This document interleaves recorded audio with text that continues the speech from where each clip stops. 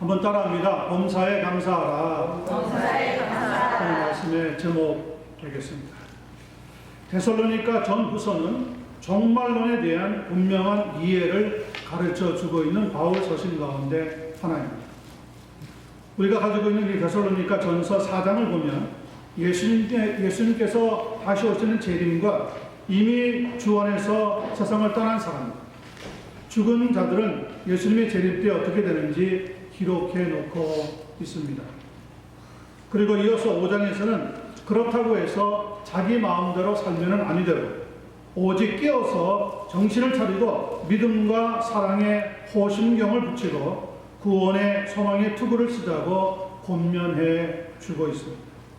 그런 점에서 본문은 깨어서 정신을 차리고 믿음 생활을 한다는 것이 구체적으로 어떻게 하는 것인가, 어떤 의미가 있는지 우리가 살펴보면서 하나님의 은혜를 나누고자 합니다. 여러분께서 온 마음을 모아주시고 비록 짧은 말씀이지만 이 말씀 한마디 한마디에 큰 깨달음의 의미를 기도하시고 들으시게 되기를 간절히 소원합니다.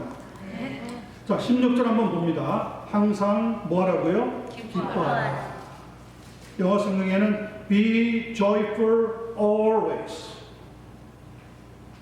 종말을 맞아서 성도가 무엇보다 힘을 기울이고 애를 쓰며 수고해야 되는 것 중에 첫 번째가 무엇이냐? 항상 기뻐해야 한다는 겁니다. 아멘입니까? 아멘. 자, 그렇다면 물어보겠습니다.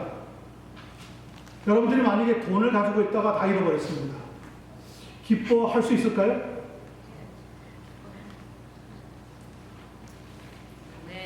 그럴 때 기뻐해야 되느냐 마느냐 그런 의미로 오늘 성경 본문이 적혀져 있는 것은 아닙니다. 그런 말이라기보다는 내가 성도로서 돈을 잃어버렸을 때도 기쁨을 잃어버리지 않을 수 있겠느냐 그런 의미를 전달해 주는 겁니다. 사고를 만났을 때 성도라면 기뻐할 수 있겠느냐, 병에 걸렸는데 성도이기 때문에 기뻐할 수 있겠느냐 그런 가운데서 사업에 실패했습니다. 그런데도 성도는 기뻐할 수 있겠느냐. 물론 기뻐하는 것이 쉽지는 않습니다. 모든 일에 실실 웃어가면서 기뻐하면 사람들이 생각할 때 틀림없이 약간 정신이 나갔다고 밖에 생각 안 할 겁니다. 그런 의미에서 성경이 기록된 것은 아닙니다. 종말을 맞이했는데 여러 가지 어수선한 소문이 들고 조금 더 좋아하는 소식이 없는데 성도이기 때문에 믿지 않는 사람과 달라야 되는데 첫 번째 어떤 면에서 달라야 하느냐, 우리는 항상 주 안에서 기뻐하는 삶을 살아가는 모습이 달라야 한다는 것. 그것이 바로 성도냐 아니냐의 차이라고 말할 수 있습니다. 야고보서 1장 2절과 3절을 보면 왜 우리가 기뻐해야 되는지 성경은 이렇게 대답해주고 있습니다. 내 형제들아, 너희가 여러 가지 시험을 당하거든 온전히 기쁘게 여기라. 이는 너희 믿음의 시련이 인내를 만들어 내는 줄 너희가 압니다. 왜 하나님께서 내가 돈을 잃어버리게 했을까? 왜 하나님께서 나로 하여금 병이 걸리게 했을까? 왜 하나님께서는 내 사업이 실패하도록 내버려 두었을까? 이렇게 주관적으로 묻는 것은 지혜로운 질문이 아니라는 거죠, 성도라는. 그것은 이미 하나님의 능력을 인간적인 수준으로 판단해 버리는 것이기 때문에 그렇습니다.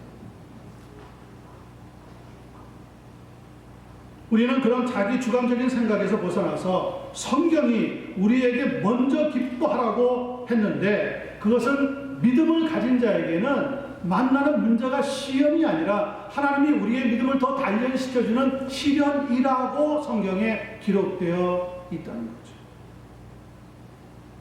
그러므로 우리는 하나님의 때를 기다리면서 하나님이 나를 단련하시는 훈련을 받아 나가야 한다는 거예요. 지금은 잃어버렸고 지금은 사고를 만났고 지금은 사업에 실패했습니다. 그러나 인내하고 있으면 곧 하나님께서 그 문제를 통해서 우리에게 깨닫게 해주시는 영적인 교훈이 분명히 허락된다는 거죠. 생각해 보세요. 이미 돈을 잃어버렸습니다. 이미 사고는 일어났습니다. 이미 병이 우리 몸에서 생겼습니다. 그런데 왜 내게? 라고 질문만 하고 있어 가지고는 문제가 해결될 수가 없다는 거죠. 그것은 결국 우리의 감정만 상하게 하는 거예요. 사람에게 있는 이 감정이 닫히면 사람은 순간적으로 우울증에 빠지게 되어 있습니다. 그걸 가리켜서 영적 침체, spiritual depression이라고 합니다. 세상적인 우울병은 약도 있고요. 의사를 만나면 치료도 가능합니다. 그러나 영적 침체에 빠지면 고칠 길이 없습니다. 오직 한 분만 고칠 수 있습니다. 우리에게 기쁨을 주실 수 있는 하나님만이 고칠 수 있다는 거죠. 아멘. 그러므로 여러분 문제가 생겼을 때 왜 이렇게 자꾸 질문을 하면은 그것은 어리석은 생각입니다. 잃어버리고 없어진 것에 대해서 미련 갖지 마시기 바랍니다. 골치 아프게 생각하지도 마시기를 바랍니다. 아무리 슬퍼하고 고민해도 어떤 해결책도 생겨지지 않기 때문에 그렇습니다.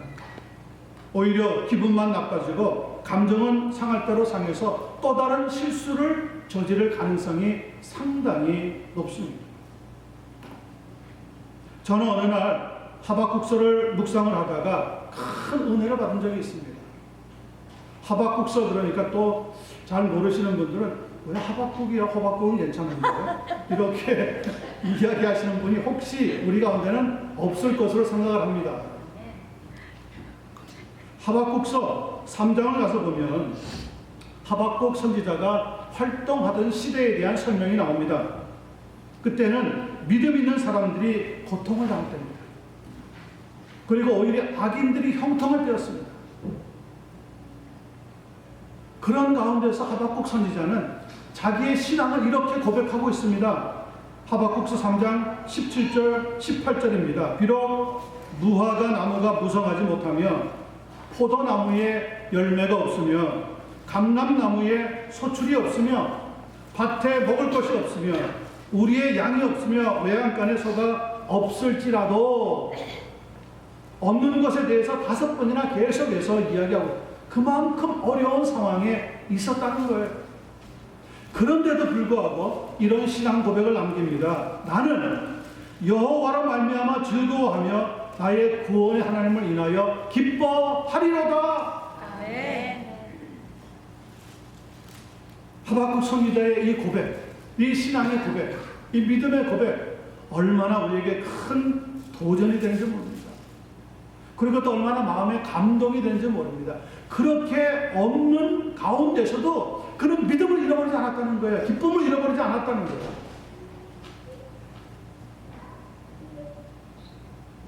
좋은 조건과 좋은 결과에서 기뻐하는 것은 쉬운 일입니다. 그건 누가 못하겠어. 그러나 정말 기뻐하기 어려운 때 기뻐해야 하는 사람이 누굽니까? 하나님의 성도들입니다. 저는 이야기를 이전에 들은 적이 있습니다. 6.25 전쟁이 났을 때 북쪽에서 많은 피난민들이 남쪽으로 내려왔습니다. 그런데 그 가운데 50% 이상이 믿는 사람들이 피난을 왔다고 합니다.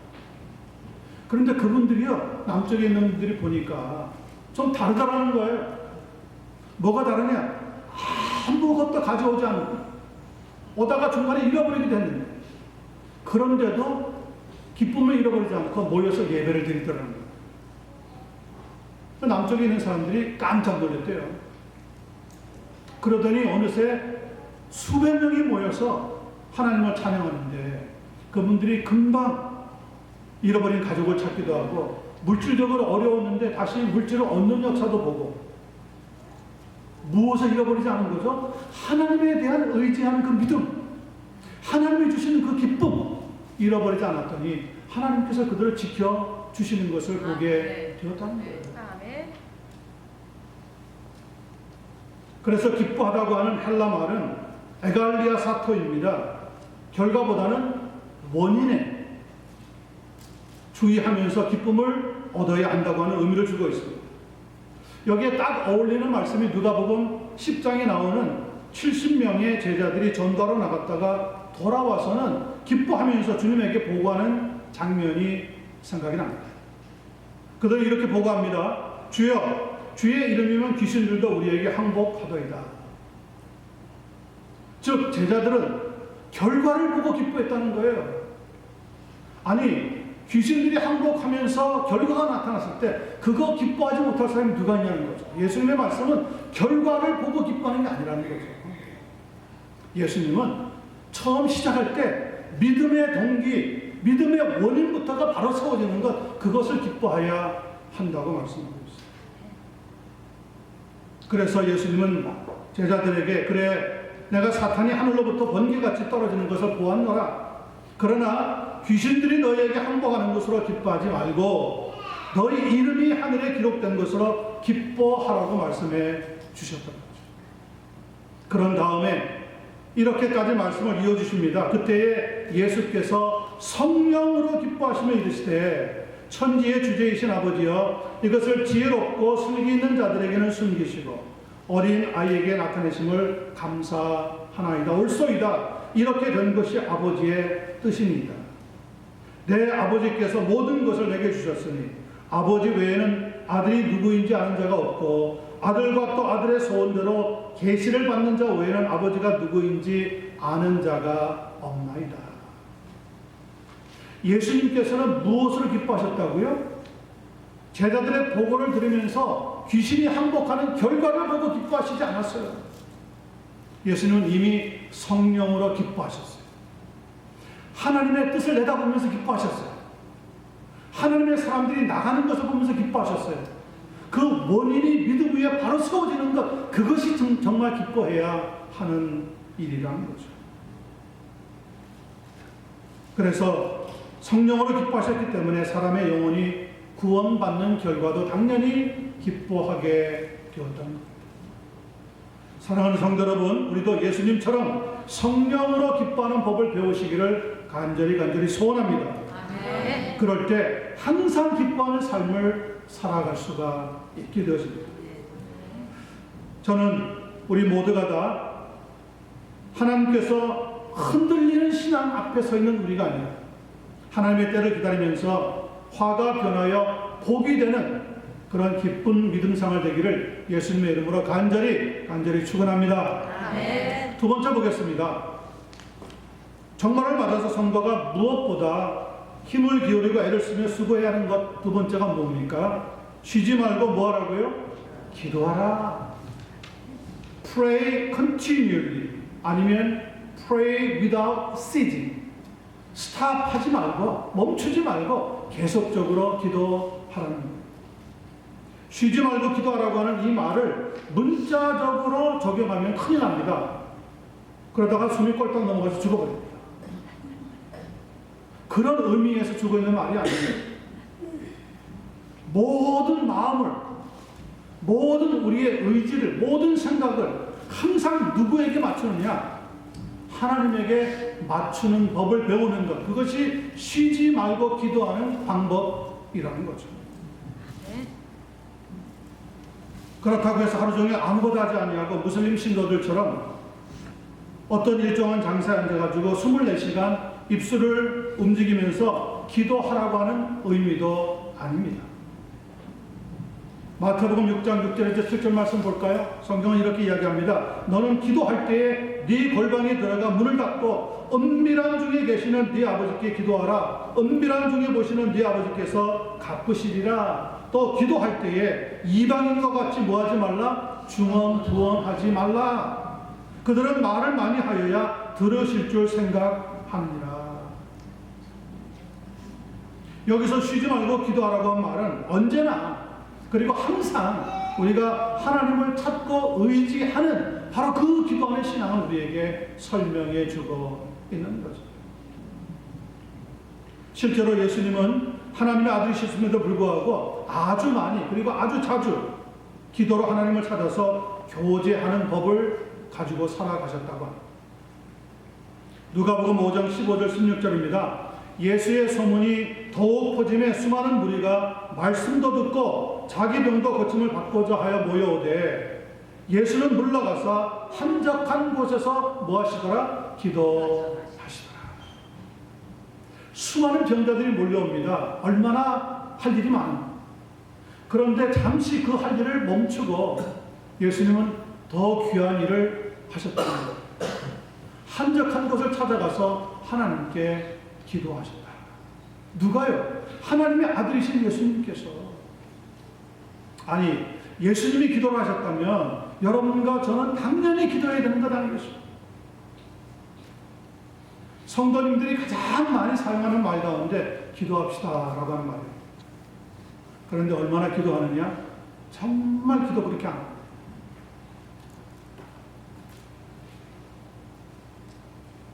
성도에게는요, 하루의 시작을 기도로 하고 하루의 마무리를 기도로 마치는 것이 되어야 할 줄로 믿습니다.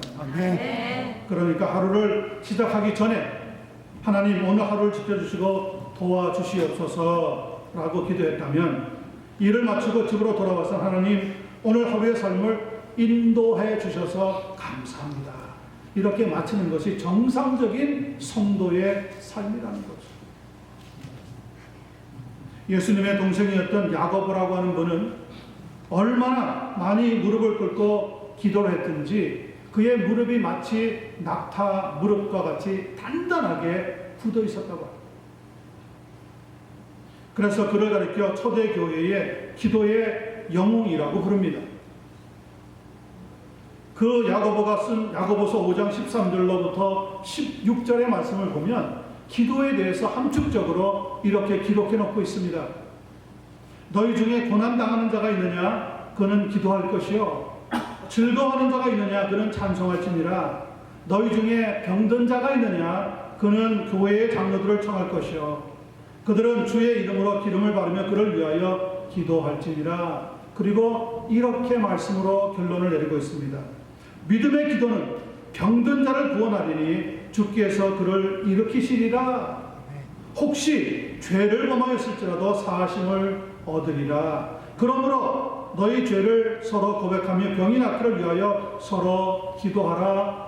의인의 간구는 역사하는 힘이 큼이니라. 아멘. 한번 여러분 따라하겠습니다. 의인의 간구는 역사하는 힘이 큼이니라. 아멘입니까? 아멘. 그런 의미에서 우리가 찬송가 364장 1절만 불러보려고 합니다. 이 찬송가 364장이 참 의미 있는 찬송입니다. 364장 불러보겠습니다. 1절입니다. 1절.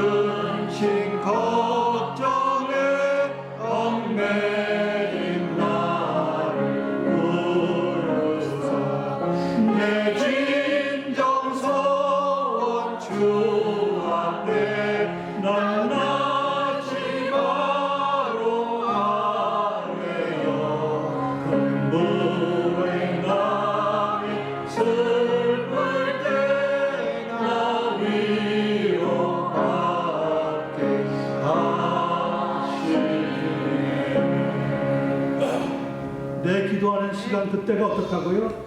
참 즐겁답니다. 여러분, 성도가 기도하는 시간이 가장 즐거운 것이 당연한 그게 정상이에요. 그런데 참 이상하죠? 요즘 한국교회, 한인교회는 기도하자 그러면 남아있는 사람이 별로 없습니다. 어느새 다 빠져나가고 없습니다. 이전에는요, 기도하자고 말하지 않아도 성도들이 모여서 기도했대요. 한국교회는 부흥을 이뤘던 거죠. 그런데 지금은 미국 교회도 그렇고 한인교회도 그렇고 별로 기도하는 사람들이 그렇게 많이 없어요. 물론 하는 분들이 있습니다. 그런데 이전과 달리 기도하는 양이 줄어들고 있답니다.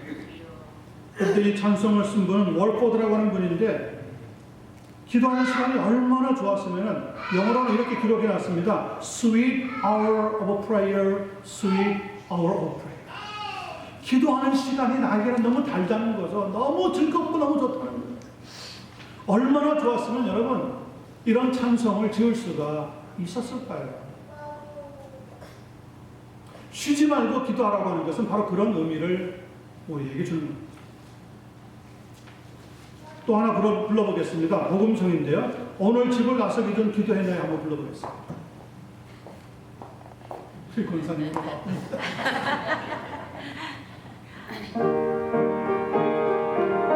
이 찬양도 부르면서 가사를 가만히 음미해 보십시오. 오늘 집을 나서기 전 기도했나요? 오늘 받은 정의를 용서했나요?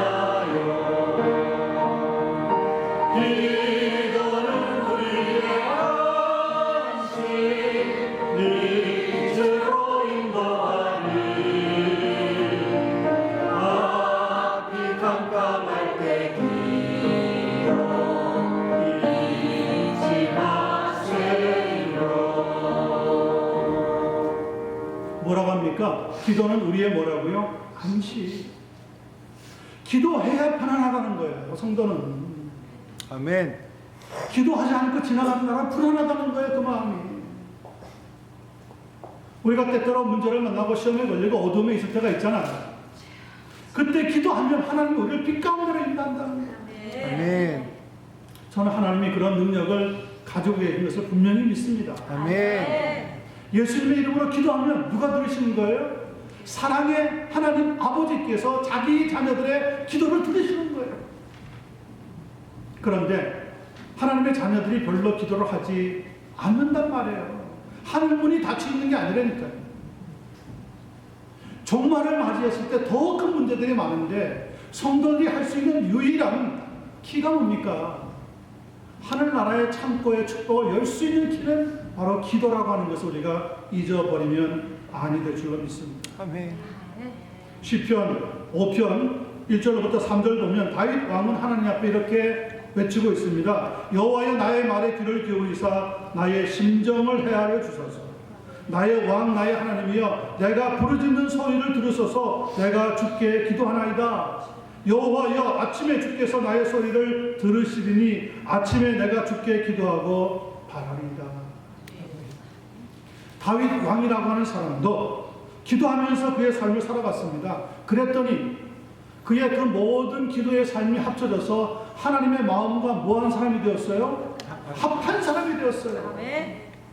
하나님의 마음에 딱 드는 사람이 되었다는 거예요. 아멘. 그러면 기도하지 않는 성도는 어떤 겁니까? 하나님의 마음에 별로 들지 않는다는 거예요. 여러분 우리가 하나님의 마음에 드는 성도로 살아가야 되지 않겠습니까? 저는 아멘. 우리 모든 성도님들이 하나님의 마음과 합한 성도로 살아갈 수 있는 복이 넘치게 되기를 간절히 소원합니다. 그래서 예수님께서 보여주셨던 그 기도의 본을 받아 우리도 늘 하나님께 호소하고 기도하면서 하나님의 응답을 간구하고 살아가는 은혜가 넘치고 또 넘치게 되기를 간절히 축원합니다. 자, 마지막 세 번째 보겠습니다. 18절의 말씀입니다. 범사에 뭐라고요? 감사하라. 범사에. 그리고는요 그 뒤에 앞쪽 16절과 17절에 없는 말씀이 붙어 있습니다. 뭐라고 붙어 있습니까? 이것이 그리스도 예수 안에서 너희를 향하신 하나님의 뜻입니다. 물론 16절도 중요한 말씀이에요. 17절도 중요한 말씀이에요. 그런데 18절 끝에 더 많은 해석의 말씀이 붙어 있어요. 그것은 이 세 가지 중에 가장 중요한 것은 뭐니 해도 하나님 앞에 감사하는 삶을 살아가는 거예요. 여러분 성령 충만이 뭐예요? 저는 항상 주장합니다. 감사 충만한 사람이 성령 충만한 사람.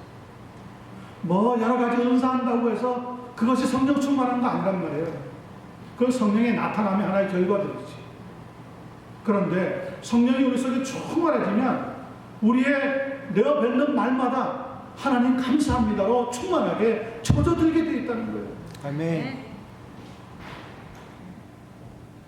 왜 하나님께서는 우리에게 감사하라고 말씀하고 있을까요? 저는 크게 두 가지로 생각해 봅니다. 첫 번째, 그것은 우리가 하나님께로부터 받은 것이 너무나 많기 때문에 그렇습니다. 많이 사랑을 받은 사람은 많이 감사한다고 그랬어요.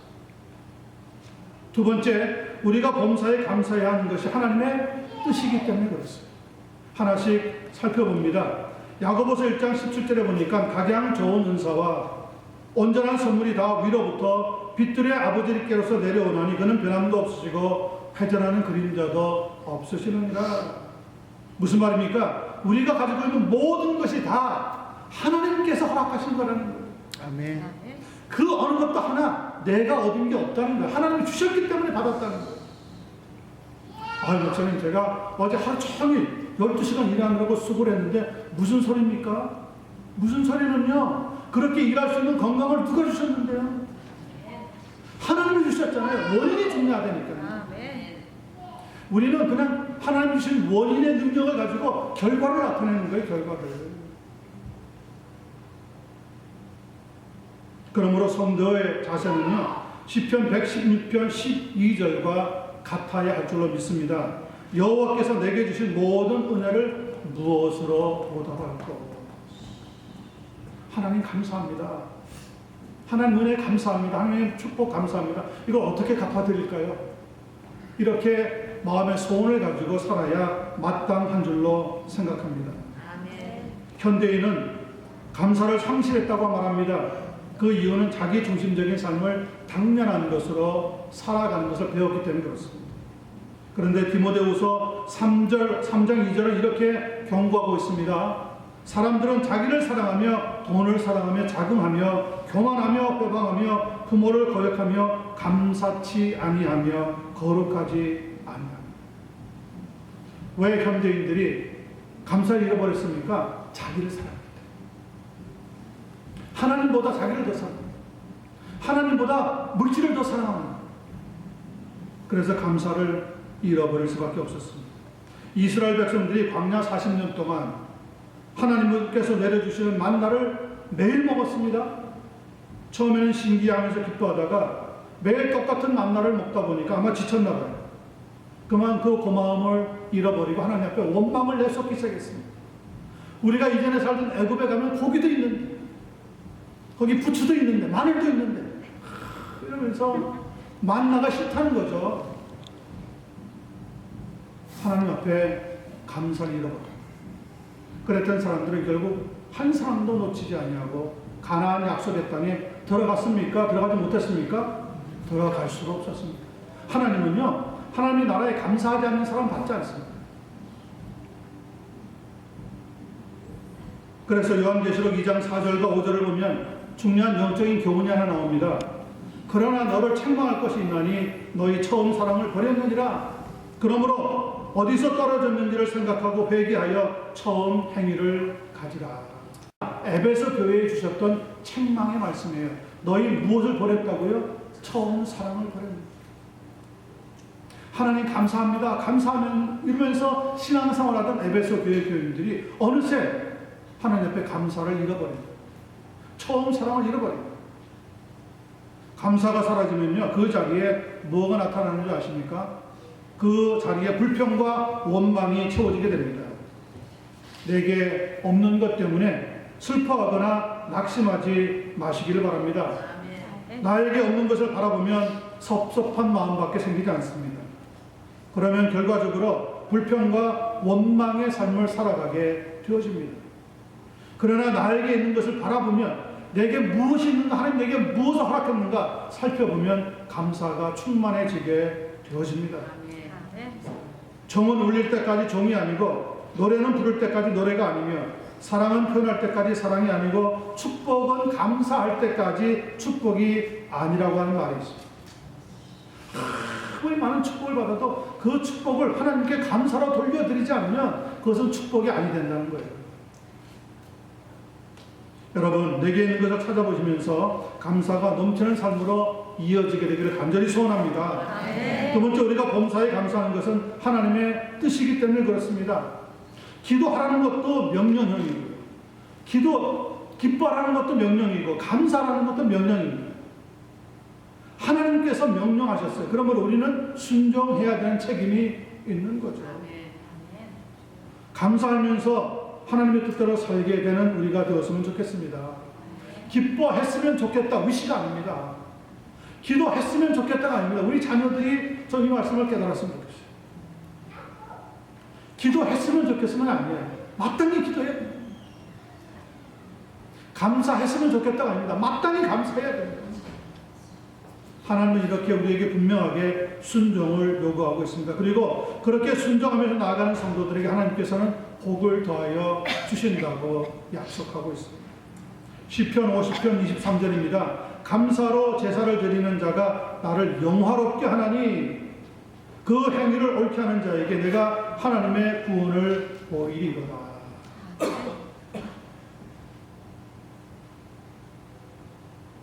김남조 시인이라고 하는 분이 쓴 밤기도라고 하는 글이 있습니다. 그는 그 시를 적으면서 이렇게 고백하고 있습니다.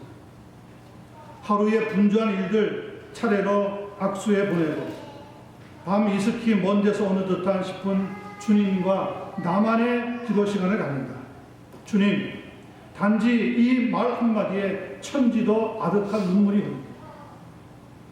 날마다의 끝 순서에 이 눈물 예비하옵나니 오늘도 내일도 나는 이렇게 살아가게 하옵소서. 깊은 밤에 눈물 한 주름을 주님께 바치며 살아가기를 소원합니다. 여러분, 얼마나 하나님의 은혜를 받았으면 주여 하는 데는 눈물이 줄어들까요? 우리 이전에 예수님 믿고 나서 얼마 안 됐을 때는 그랬잖아. 주님 이름만 불러도, 예수님 이름만 불러도 그냥 가슴이 먹먹해지고 주님한테 그냥 고마워서 감격해서 그냥 눈물이 툭툭 떨어졌잖아요. 찬송가 부르는데 끝까지 못 불렀잖아요. 너무 좋아서. 구주를 생각만 해도 이렇게 좋은데 이러면서 얼마나 하나님께 우리가 울었어요. 주 예수보다도 귀한 분은 없네. 그런 찬양 부르면서 하나님 정말 나는 주님만 사랑합니다. 이렇게 얼마나 우리가 고백을 했습니까? 그런데 어느 사이에 감사가 줄어들었어요. 아니 어떤 사람은 줄어든 게 아니라 아예 저 멀리 가버렸어요. 왜 그렇죠? 자기 자신 중심으로 살아가기 때문에.